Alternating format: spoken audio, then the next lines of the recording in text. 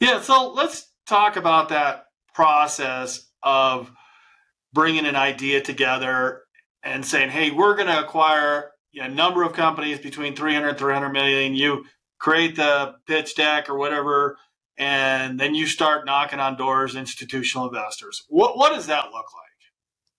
So from that perspective, if you go back in time, the good news was I had a lot of experience. So I had sourced and led over 40 transactions in the middle market and lower middle market private equity space.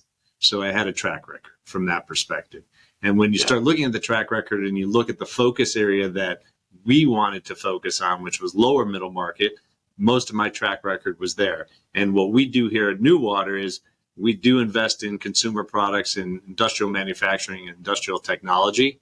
We haven't invested in retail in quite a while, just because the retail arena is quite volatile, as you can imagine. Yeah. But within consumer products, what we look for are companies mostly that are contract manufacturers. So we're not the brand builders that you see out there within the private equity world. What we like to say is we're the custodian of these multi-million and multi-billion-dollar brands. So, for example, on the consumer product space, we have an over-the-counter pharmaceutical business called Trillium Healthcare.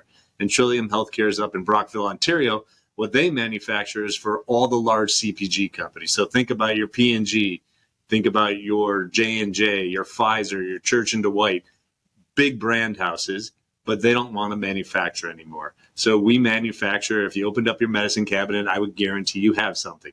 Your Tylenol, your Benadryl, your Sudafed, your Prep H, your Nizoral dandruff shampoo. We produce these products for these large CPG companies because they are specialized products, and we let the brand houses then market those products. So if a brand house were marketing a product and they spent $5 million on a new introduction of Robitussin. So, for instance, we did Robitussin all natural honey and Robitussin with elderberry.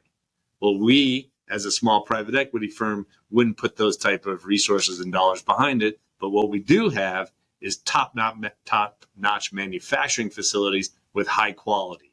And the reason I say we're the custodian of these multi-billion-dollar brands is we have to put quality first.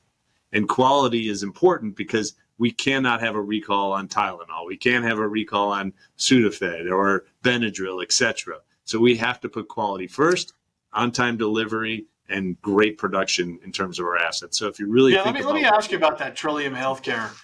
Yep. Do you build? Because when I go to CVS and I buy Tylenol, I'll just look for the white label Tylenol because it's the same ingredients.